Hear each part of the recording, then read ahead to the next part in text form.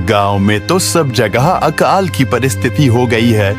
लगता नहीं कि अब इस गांव में ज्यादा दिन रुकना उचित होगा। काम के लिए बाहर गांव तो जाना ही पड़ेगा। भूषण काम की तलाश में दूसरे गांव की ओर निकल पड़ता है। चलते चलते वह विजयपुर गांव में आ जाता है। वहां उसका रहने का कोई ठिकाना नहीं था और उसके पास कोई काम भी नहीं था। चलते चलते वह एक अमीर किसान जगत सेठ के पास आ पहुंचता है। सेठ जी, मैं भूषण दूसरे गांव से आया हूँ। हमारे गांव में अकाल की परिस्थिति हो गई है। लोगों के खेत सूखे पड़े हैं। गांव में बूंद बूंद पानी के लिए लोग तरस रहे हैं।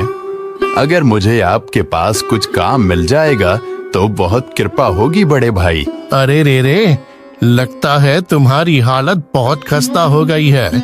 ठीक है, वैसे मेरे पास एक काम तो है, पर लगता नहीं कि तुम वो कर पाओगे। सेठ जी, आप चिंता ना करें। मुझे आप कोई भी काम दे सकते हैं। मैं वो काम पूरी मेहनत और ईमानदारी से करूंगा। अच्छा ठीक है भूषण, तो कान खोल कर सुन लो। मेरे पास 50 गायें और 50 भैंसें हैं। तुम्हें हर रोज उन जानवरों का गोबर निकालना होगा और रोज सुबह शाम उन्हें चारा पानी देना होगा। महीने के आखिर में तुम्हें इस काम के लिए 200 रुपए मिलेंगे। और हाँ, 2 वक्त का खाना भी हमारी तरफ से मुफ्त दिया जाएगा। बोलो, क्या तुम ये काम कर पाओगे? अरे बाप रे, 50 गाय और भैंसों को संभालना आसान काम नहीं है। पर अब मैं कुछ कर भी तो नहीं सकता, और ऊपर से सेठ जी 2 वक्त का खाना भी दे रहे हैं। ठीक है सेठ जी, मैं ये काम कर लूंगा, पर एक विनती है।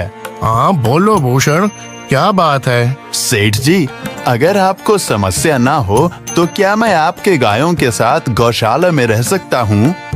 सेठ जी, मैं इस गांव में नया हूँ। मेरा रहने का कोई ठिकाना नहीं है। जग्गा सेठ थोड़ी देर तक सोचता है और भूषण को ऊपर से नीचे तक देखने के बाद उससे कहता है, ठीक है भूषण, तुम गौशाला में रह सकते हो। जी धन्यवाद सेठ जी। तब से भूषण गौशाला में रहकर अपना काम करने लगता है। वह रोज जल्दी उठकर गाय और भैंसों का गोबर निकालता, उन्हें चारा डालता और समय पर पानी भी पिलाता था। हर रोज भूषण अपना काम ईमानदारी और पूरी मेहनत से करता था। जगत सेठ को भी भूषण का काम बहुत पसंद आने लगा, क्योंकि वह अपना काम सफाई से करता था।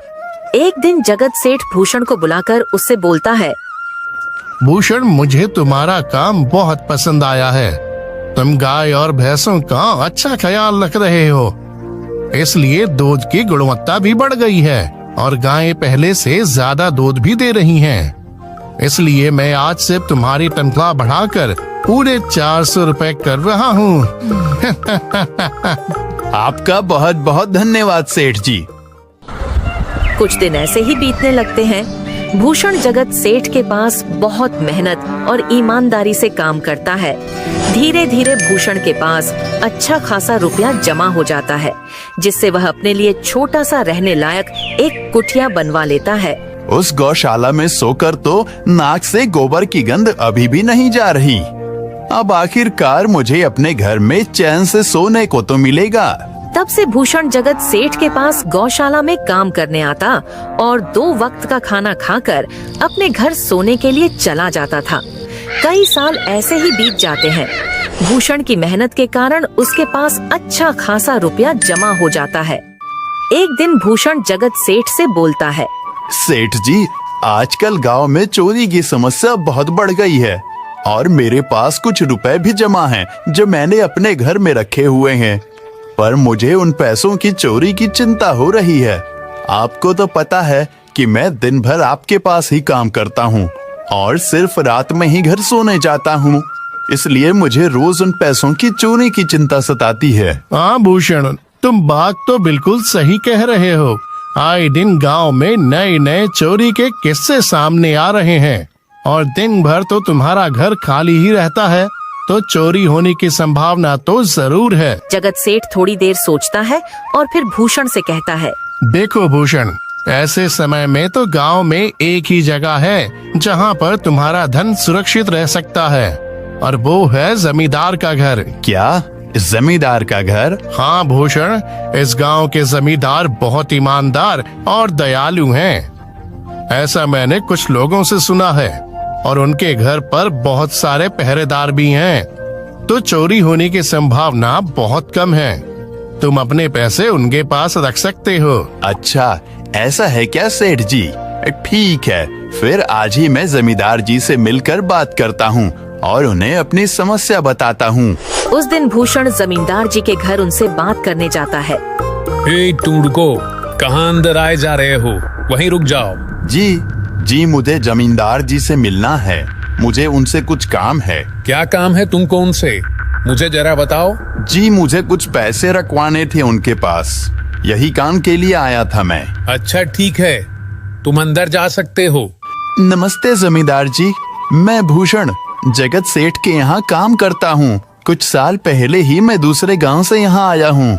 अच्छा भूषण, बोलो तुम्हारा क्या काम है मेरे पास? जमींदार जी, मैं सालों से जगत सेठ के पास काम कर रहा हूँ और मैंने कुछ रुपए भी जमा कर लिए हैं, पर बात यह है कि गांव में चोरी की समस्या बहुत बढ़ गई है, तो मुझे अपने रुपए घर में रखने से डर लग रहा है। अच्छा, कितने रुपए जमा किए हैं तुमने?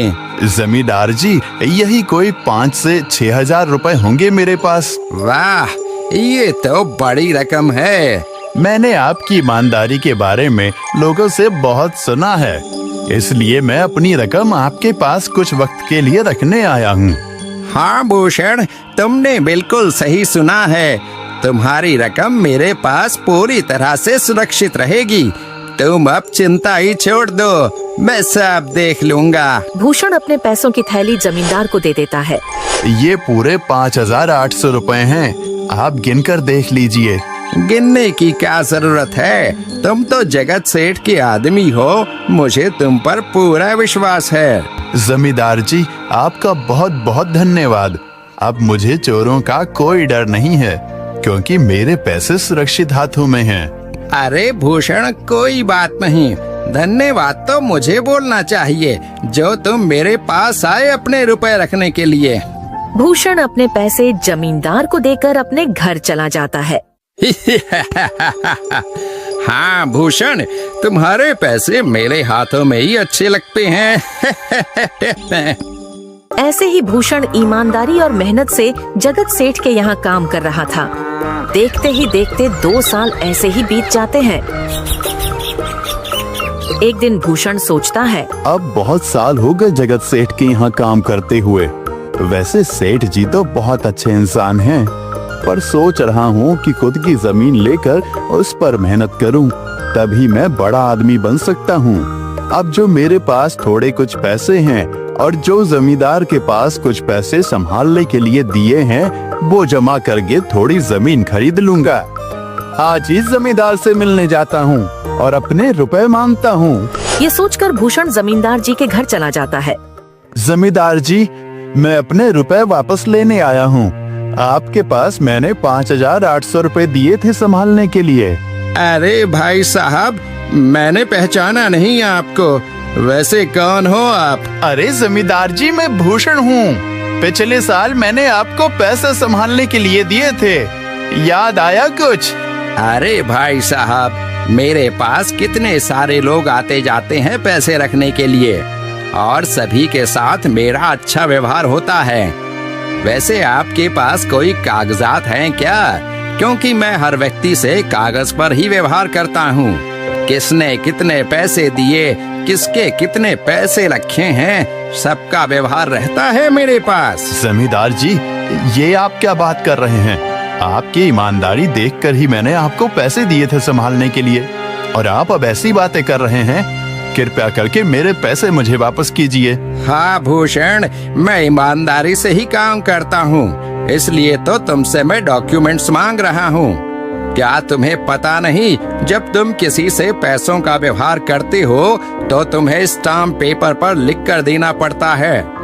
तुम किसी से भी पूछ सकते हो। नहीं जमींदार जी, मैं आपके पैर पड़ता हूँ, कृपया करके मेरे रुपए मुझे दे दीजिए। बड़ी मेहनत से मैंने वो पैसे जमा किए थे, मुझ पर ऐसा अन्याय ना करें। अरे क्या ये झूठ मूठ का रोना धोना लगाया है? लगता है तुम ढोंगी हो और मेरी ईमानदारी और भोलेपन का फायदा उठाकर मुझसे ये रुपए लेने आए हो। रुक, तुझे अभी सबक सिखाता हूँ। जमींदार अपने आदमियों को बुलाकर भूषण की पिटाई करने को कहता है। इसे तब तक मारो जब तक ये बेहोश ना हो जाए। इस 2 कौड़ी के आदमी ने मेरी ईमानदारी पर सवाल उठाया है, इसे छोड़ना मत। जमींदार के आदमी भूषण को डंडे से खूब मारते हैं। फिर भूषण दुखी होकर अपने घर चला जाता है। भूषण के शरीर पर घाव के निशान स्पष्ट दिखाई दे रहे थे। 2 दिन से भूषण घाव के दर्द के कारण जगत सेठ के घर काम के लिए नहीं जा पाता है। इसलिए अगले दिन जगत सेठ भूषण के पास आ जाते हैं। वह देखते हैं कि भूषण खाट पर सो रहा है और वह बड़ा ही चिंता में नजर आ रहा है। भूषण भाई, तुम 2 दिन काम पर नहीं आए, क्या हुआ भाई? तबीयत ठीक है ना तुम्हारी? कुछ समस्या है क्या? अरे सेठ जी, आप खुद यहाँ आए हो। आप खबर भिजवाते तो मैं खुद चला आता। अरे भूषण, कोई बात नहीं, तुम्हें देखकर लगता है तुम बीमार हो। क्या हुआ है तुम्हें? जगत सेठ, क्या बताऊं, जिस जमींदार के पास पिछले साल मैंने अपने पैसे संभालने को दिए थे, वो आज मुझे पैसे वापस नहीं करना चाहता। वो बहुत लालची इंसान है, वो लोगों को ठग रहा है। और जब मैंने बाद में गिड़गिड़ाना शुरू किया तो उसने डंडे से मार मार कर मेरी पिटाई करवा दी और मुझे वहां से धक्के मार कर निकाल दिया। अरे बाप रे, ये तो बड़ा ही गंभीर विषय है। मैंने तो जमींदार के बारे में अच्छा ही सुना था, पर मुझे भी नहीं पता था कि वो इंसान इतना गिरा हुआ है। तभी मैं सोचूं, हर साल उसकी संपत्ति इतनी ज्यादा कैसे बढ़ रही है। मुझे माफ कर दो भूषण, मैंने ही तुम्हें जमींदार के पास जाने को बोला था। गलती तो मेरी भी है। नहीं जगत सेठ, आप तो मेरा अच्छा ही सोच रहे थे। ये तो उस जमींदार का लालच है। अब लगता नहीं मेरे पैसे उस जमींदार से वापस मिलेंगे भी। भूषण, मेरे पास एक तरकीब है जिससे मैं तुम्हारे पैसे तुम्हें वापस दिला सकता हूँ। जगत सेठ भूषण के कान में सारी तरकीब बताता है। ठीक है सेठ जी, हे ऊपर वाले, ये तरकीब कामयाब होने दीजिए। अगले दिन जगत सेठ बहुत सारे पैसों को एक सूटकेस में भरकर खुद जमींदार के घर जाता है। अरे जगत सेठ, आज आप खुद यहाँ? बोलो भाई, इस गरीब के घर कैसे आना हुआ? हमारा तो ये सौभाग्य है कि आप जैसे धनी आदमी के चरण हमारे घर में लगे हैं। नमस्ते जमींदार जी। अरे जमींदार जी, आप तो मुझे अब लज्जित कर रहे हैं। वैसे मैं कुछ महीनों के लिए दूसरे राज्य में व्यापार करने जा रहा हूँ। मैं ये लगभग 50,000 रुपए लाया हूँ। मुझे डर है कि कहीं ये चोरी ना हो जाए। क्या आप मेरे सारे पैसे अपने पास संभाल कर रख सकते हैं? आपके सिवाय इस गांव में और किसी पर भरोसा नहीं कर सकता। अरे जगत सेठ, ये भी कोई पूछने की बात है? मेरे पास आपके पैसे बिल्कुल सुरक्षित रहेंगे। आप निश्चित होकर व्यापार करने जा सकते हैं। इस बार तो बड़ी मछली हाथ लगी है। बार बार ऐसा मौका नहीं मिलता। भारी माल हाथ में लगने वाला है। तभी वहाँ पर भूषण आ जाता है। अरे भूषण, तुम? अच्छा हुआ तुम आ गए। मैं तुम्हारे पास ही आने वाला था। मुझे माफ करना, उस दिन तुम्हें पहचान नहीं पाया। इतने सारे लोग मेरे पास आते हैं तो जरा परेशानी होती है, पर मैं अपनी बातों का बड़ा पक्का हूँ। हाँ रुको, मैं तुम्हारे सारे पैसे अभी देता हूँ। जमींदार भूषण के सारे पैसे उसे लौटा देता है। माफ करना भूषण, मेरे आदमियों ने तुम्हारे साथ उस दिन बदतमीजी की। मैं आज ही उनको काम से निकालता हूँ। भूषण बिना कुछ बोले वहाँ से चला जाता है। अरे क्या बात है जमींदार जी, आप तो अपने बातों के बहुत पक्के हैं। तो ठीक है, मैं अपने सारे पैसे आपके पास रख सकता हूँ। जगत सेठ इतना बोल ही रहा था कि तभी वहाँ जगत सेठ का नौकर आ जाता है। मालिक, अब आपको बाहर के राज्य में जाने की कोई जरूरत नहीं है। अभी अभी व्यापारियों का संदेश आया है और उसने कहा कि वो खुद हमारे गांव आ रहे हैं। अरे ये तो बहुत बढ़िया बात हुई। अब मुझे इतनी दूर नहीं जाना पड़ेगा। सुन रहे हो जमींदार जी, व्यापारी यहाँ आ रहे हैं। अब मुझे नहीं लगता कि ये पैसे आपके पास रखने का कोई मतलब होगा। चलो, आपका बहुत बहुत धन्यवाद। आपने इतनी ईमानदारी दिखाई मुझे। हाँ, पर अगली बार जरूर आपके पास ही आऊंगा। ऐसा बोलकर जगत सेठ और उसका नौकर वहाँ से अपने पैसे लेकर चले जाते हैं। धत तेरी की, ये क्या हो गया? ये 50,000 तो चले गए और जो भूषण के 5,800 रुपए हड़प लिए थे वो भी चले गए। आपका बहुत बहुत धन्यवाद सेठ जी। अगर आज आप ना होते तो मेरी सारी जमा पूंजी वो जमींदार हड़प लेता। भूषण, कोई बात नहीं। जो व्यक्ति मेहनत और ईमानदारी से कमाता है, ऊपर वाले उसका कभी बुरा नहीं होने देते, और जो हराम की कमाई का खाता है उसका कभी अच्छा नहीं होने देते।